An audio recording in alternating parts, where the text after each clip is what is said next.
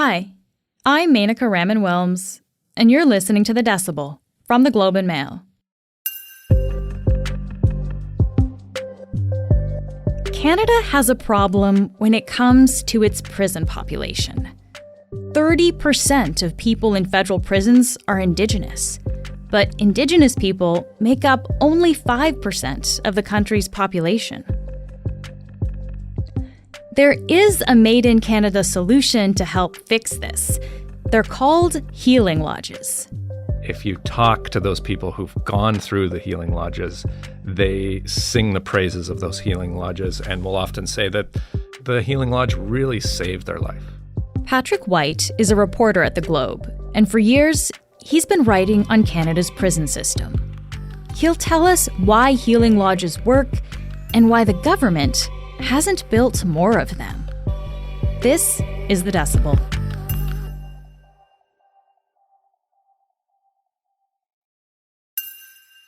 Patrick, thank you so much for joining me today.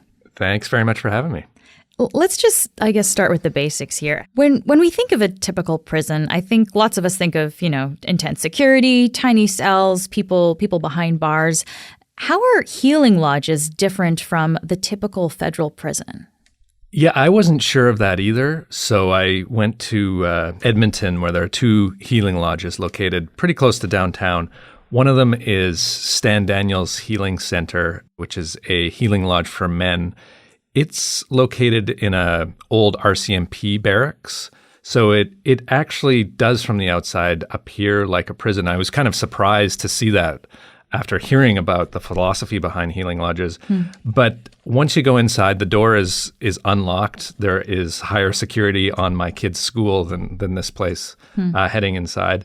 And inside it is like a school. There's kind of a central desk where there's kind of a flurry of activity where inmates go to get some medication, where shipments come in. And then you proceed past this flurry, which is kind of like the principal's office. And it appears more like a residential complex. There are leather couches, there are TVs, there's a pool table, there's a dartboard.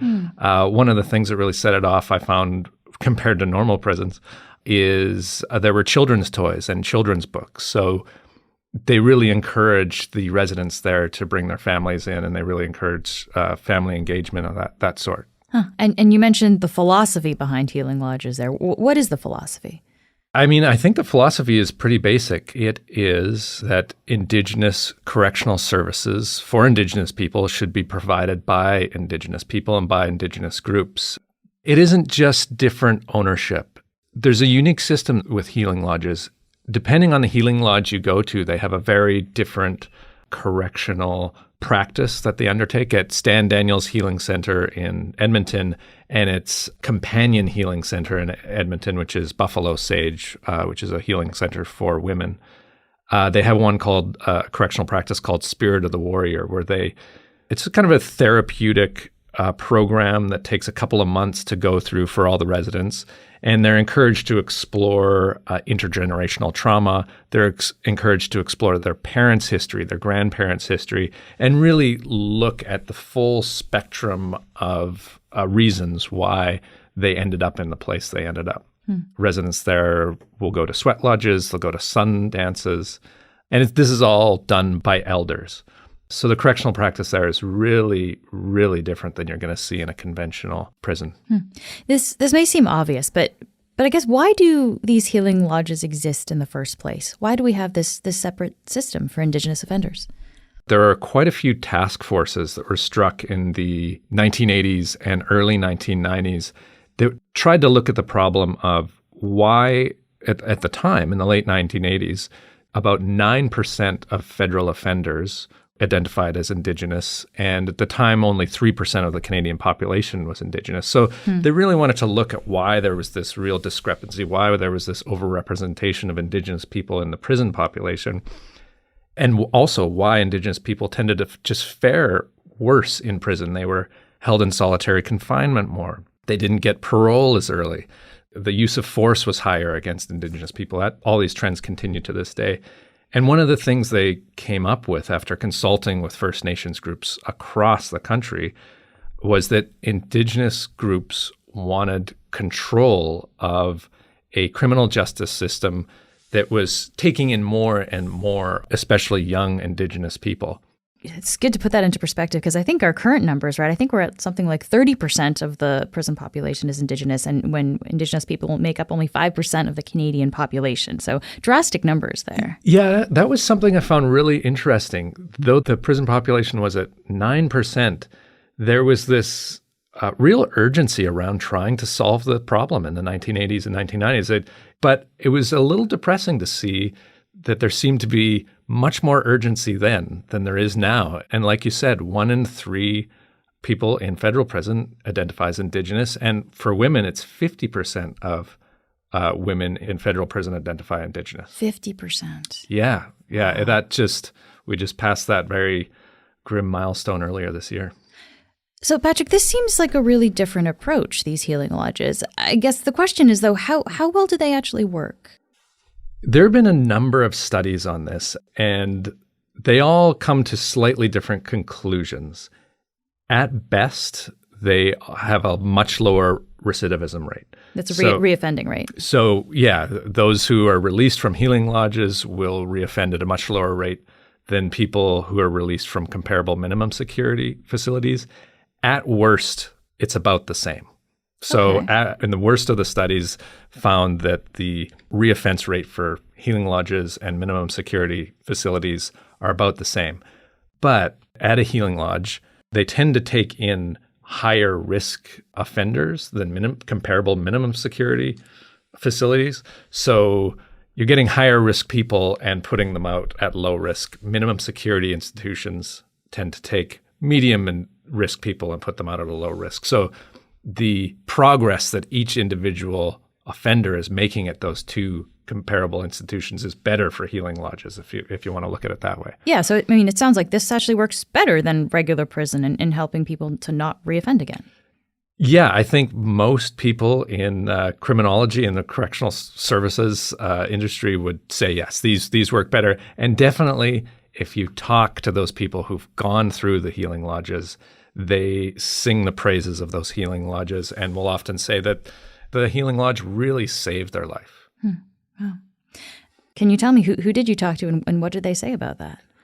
I talked to probably 6 people at Buffalo Sage and about 4 or 5 people at Stan Daniels, all of who said similar things, that they would have really been lost without the healing center. I talked to one guy, Conrad Johnson, at Stan Daniels, and he told me a number of interesting things. In 1995, he was involved in a pretty notorious gang shooting on the streets of Winnipeg. He was 15 years old, but because of the degree of attention that this shooting had, he was tried as an adult, got a life sentence. So at age 15, when the sentence came, he was about 17. At 17, he's in prison basically for life, or at least under correctional service watch for life. Those first 10 years, he barely survived being in prison. He was attacked at a maximum security prison and stabbed over 30 times. He had a number of gang members come at him, as he said. Finally, in 2005, he gets to a healing lodge, and I've seen part of his correctional record. The violent streak that marked his record for the first 10 years is just, it's erased. As soon as 2005 rolls around and he gets in a healing lodge, the correctional record shows that he is a completely changed person after that. We'll be back in a moment.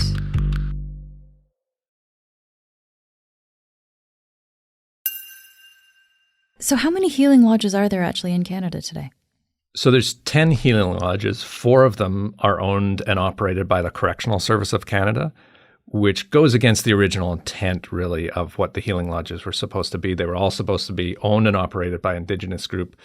Another 6 are owned and operated by Indigenous groups, and these are mainly nonprofits or individual First Nations that run them. One has been built fairly recently. In 2019, there's a new women's healing lodge that opened in Winnipeg. But prior to that, it had been about 8 years since a healing lodge had opened. And do we know why it took that long? When the first healing lodges popped up in the mid and late 90s, there was one CSC-run healing lodge and a couple, including Stan Daniels in Edmonton, a couple of Indigenous-run healing lodges.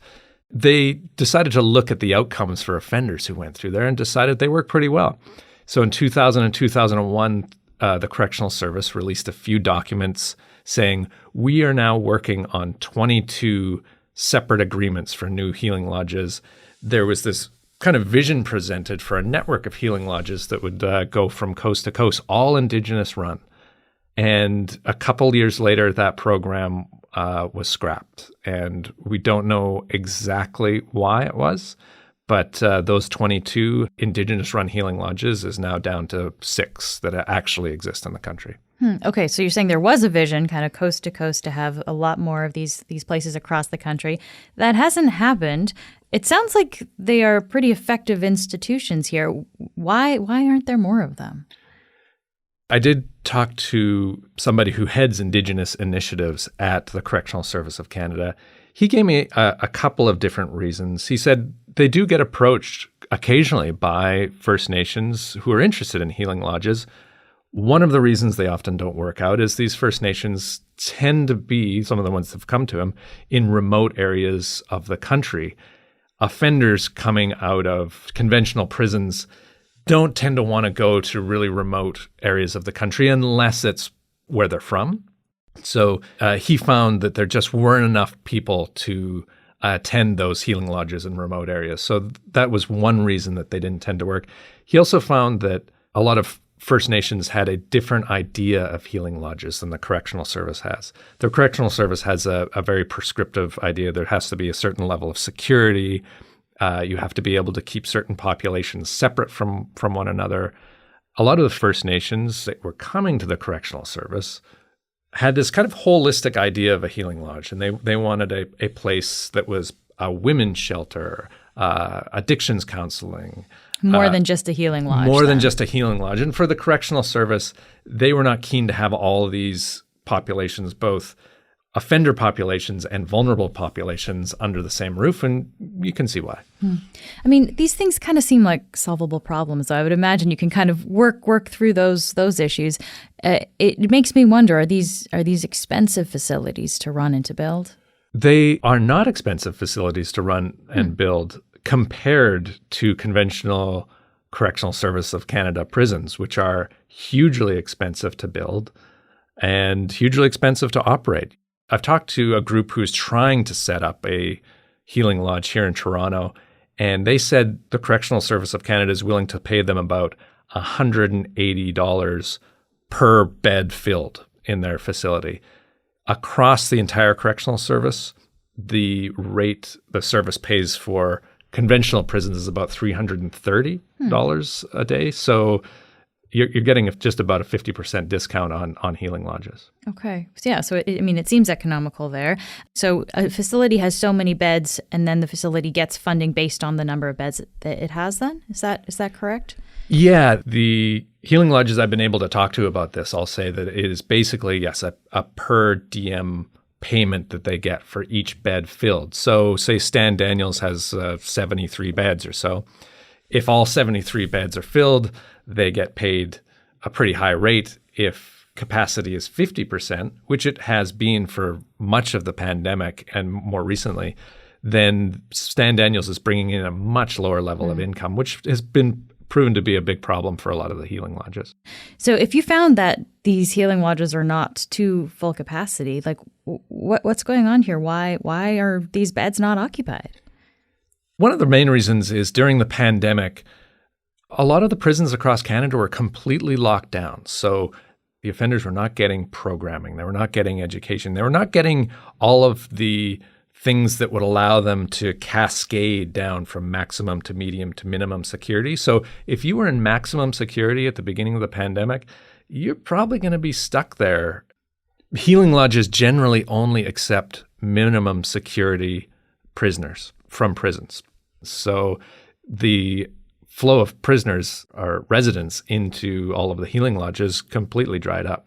And as you say, that's tied to their funding then if they're not getting people in there, so they're not getting as much funding then. Yes. So that drying up of residents completely dried up the funding. CSC, to their credit, did offer to top up some of the losses that they incurred over the course of the pandemic, which was a real lifeline to places like Stan Daniels. But there was still a financial loss over the course of the pandemic. Yeah. Okay. So just to recap, they cost less than traditional prisons. These facilities help lower reoffending rates for Indigenous offenders.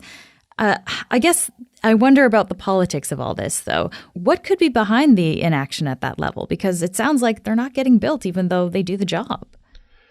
Yeah, that is the million-dollar question on this one. Why has that expansion idea that was out there in about 2000, why is it just completely stalled out?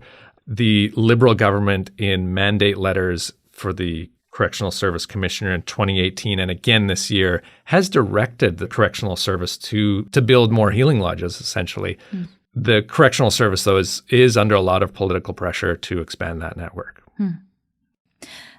I have to ask you about Miles Sanderson, Patrick.